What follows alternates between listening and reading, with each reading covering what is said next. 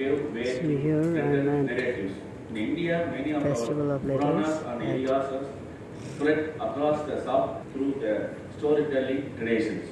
the Sunni panelists discussing novels of future. Uncovered postcard in script with the Tamil script, Tamil Brahmi, establishing that the literacy We have this and Tamil writing writer. systems were widespread in Tamil regions around 685 BCE. The Tolkappiyam, a grammatical treatise that codified Tamil literary conventions, has been dated around 711 BCE by scholars given that such a sophisticated work presupposes a rich body of period literature. The origins of Tamil literature likely stretch even further back. This remains an area of ongoing research and future discoveries may shed more light on this ancient period. The extant corpus of Sangam literature, roughly dated 300 BCE and 300 CE, represents the surviving works of ancient Tamil literature. Those poems are believed to be the runs of a much larger body of work from the last Tamil academy. The literature from the first two academics entirely lost. The Sangam corpus comprises 81 poems by 473 poets, including 41 women's poets. The poems vividly depict in the lives, emotions, and the values of ancient Tamil society, which continue to inform the pride and politics of modern Tamil culture. Sangam literature is broadly classified into two categories. Talking about Sangam literature. The poems capture wide range of the themes from valor and war to love and separation. The depict the socio-cultural, political, and economic realities of their times, So often focusing on universal human emotions such as longing and renewal. Notably, there is no mention of caste-based hierarchies or religious rituals, making Sangam literature uniquely universal in its appeal. The presence of 41 women's poets in the Sangam era highlights the progressive nature of ancient Tamil society, where education and literary expressions were accessible to all. Regardless of gender, their works remain celebrated to this day. Following the Sangam period, the post-Sangam era 100 to 500 CE saw the rise of moral literature with ethics and it is worth core. Words like the Tirukkural emphasized probity, honesty, and justice as the foundation of individuals and societal contact. Unlike Sangam literature, post-Sangam works occasionally references caste-based hierarchies, marking a shift in societal norms. The Bhakti period, 700 to 90 CE, marked another significant transformation in Tamil literature, moving away from themes of love, valor, and ethics. Bhakti literature centered to devotion to God and the parachute of moksha, liberation from the cycle of birth and death. This era saw the flourishing of Saviti and Vaishnavity, traditions with the intense rivalry between the two temples became central to religious and cultural life. The poets like 63 Nayanmas, 12 Alvars were elevated to divine status. Women poets like Karikal Ammayar, Isanyani Ammayar, Mangeyakarshi Nayanar, and Andal made significant contributions during the period. Parallel to the Baptist tradition, the Siddhas enlightened sages critic temple-based worship on caste hierarchies. They were extremely bitter in their opposition to caste and caste-based hierarchies and lashed out to all forms of discriminations, exclusions, and other injustice justified in the name of religion and caste. Siddhas were renowned and scientists and healers. Their writings are not just revolutionary but also exhibit a profound understanding of diverse science, including astronomy and physical and chemical law of nature, human autonomy, disease classifications, and medicinal treatment for various conditions. They are regarded as the pioneers of Indian traditional medicine system known as Siddha Vardhava. from which all other traditional systems have evolved. There is a tradition that celebrates the 18 sitters who are believed to have transcended death and continue to live through the ages, attaining samadhi of their own volition. The era of epic literature, 900 to 1200 CE, introduced a new narrative form with 5 major and 5 minor epics composed in poetic styles, unlike earlier works which were collections of individual poems. These epics told continuous stories of heroes and heroines, resembling the structure of modern novels. This period marked a high point in Tamil literary evolution. The subsequent 300 years, 1200 to 1050, 500 CE, saw a shift to prose literature with commentaries written on classical texts like Tolgapiyam and Tirukkural. This was followed by the era of Thala 1500 to 1700 CE, and minor literatures, classified into 96 categories. The 19th century witnessed the composition of Thiru Arutpa by Valalar, a significant contribution to spiritual literature. The advent of prose literature marked a turning point, making literature accessible to the broader audience. Until then, Tamil literature had been prominently poetic, written by and fair for the learned prose democratized literature, paving the way for the modern Tamil novel. The first Tamil novel, Pradhapamuliya Saritram, was written by Vedanayam Pillai in 1857. This was followed by Kamalambal Saritram 1896 by Rajamaiyer and Padmavi Saritram 1898 by Madhavaiyer, which explored social issues like women in education and recursive practices. Other early novelists included R.N. Kuppuswamy Muliar, J.R. Rangaraj, and Vadur Doraisamy Iyengar. In the 20th century, women writers re-emerged in Tamil literature after a long gap.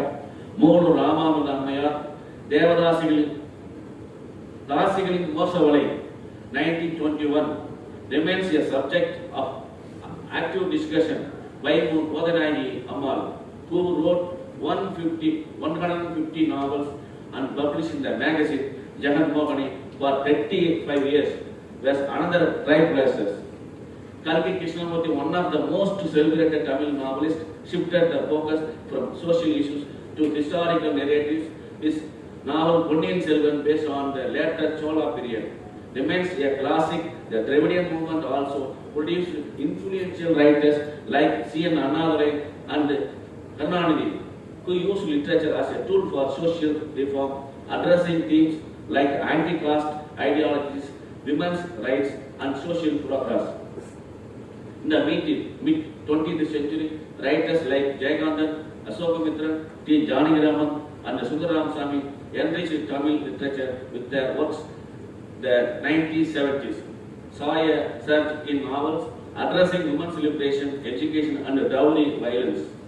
In the 1990s and 2000, witnessed the rise of Dalit literature inspired by the centenary celebration of Dr. B.R. Ambedkar and Marathi Dalit autobiographies from 1990 to 2010. Dalit literature dominated the Tamil literary landscape. However, has since reached a point of saturation and stagnated.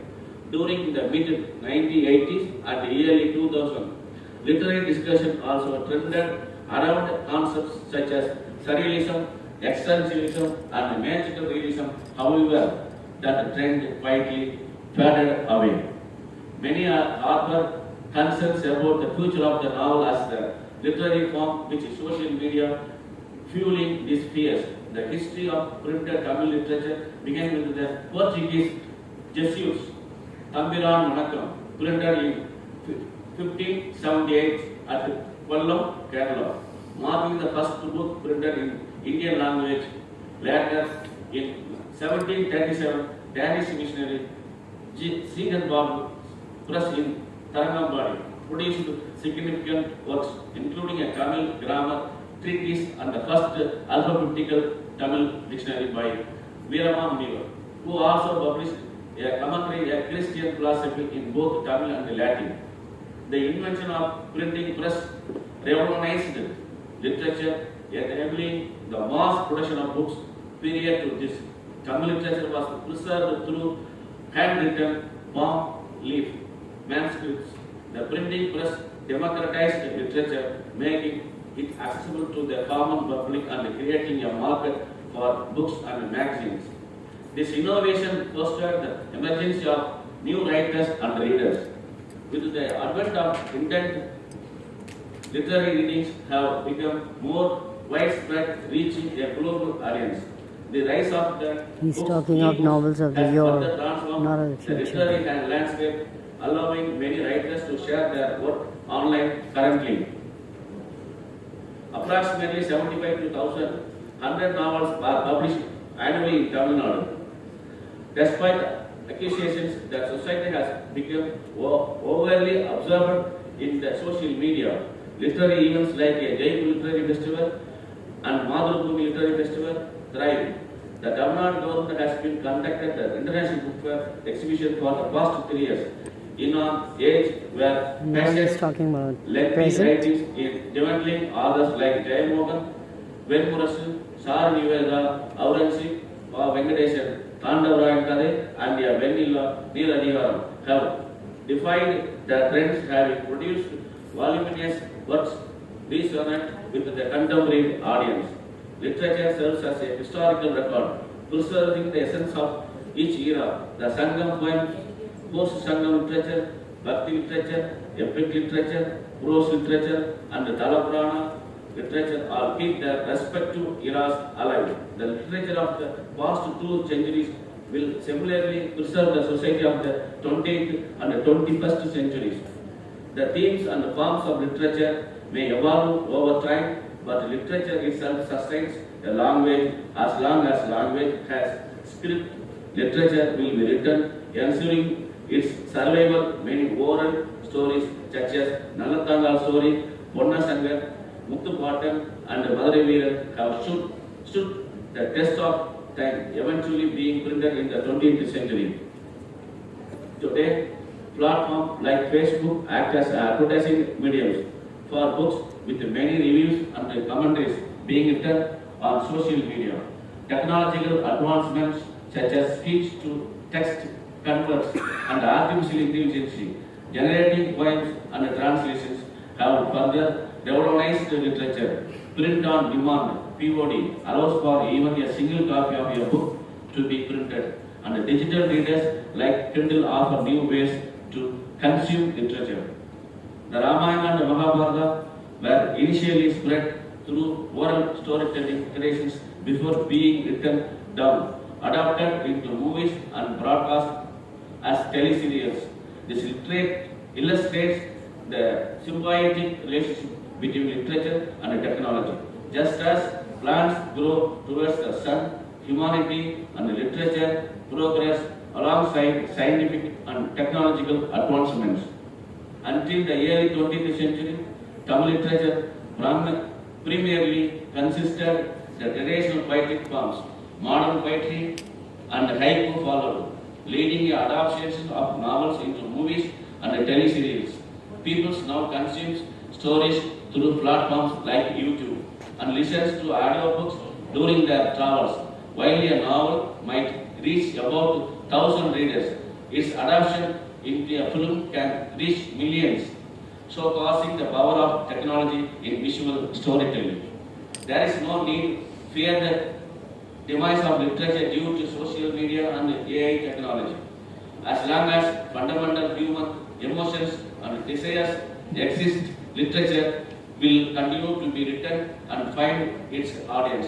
Writers will always adopt new technologies and mediums, ensuring their works reach discerning readers. In conclusion, literature and technology will coexist with each era, leaving its mark through contemporary literature forms. As long as writing systems survive, literature will thrive, reflecting the enduring nature of human condition from Tolkappiyam in 711 BCE to the literature of 2025 CE. Thanks. It was very aptly said about the technology as a vehicle of modern literature and how it is also helping the literature to have a new lease of life. Thank you very much, Ina. So, Madam, now I would like to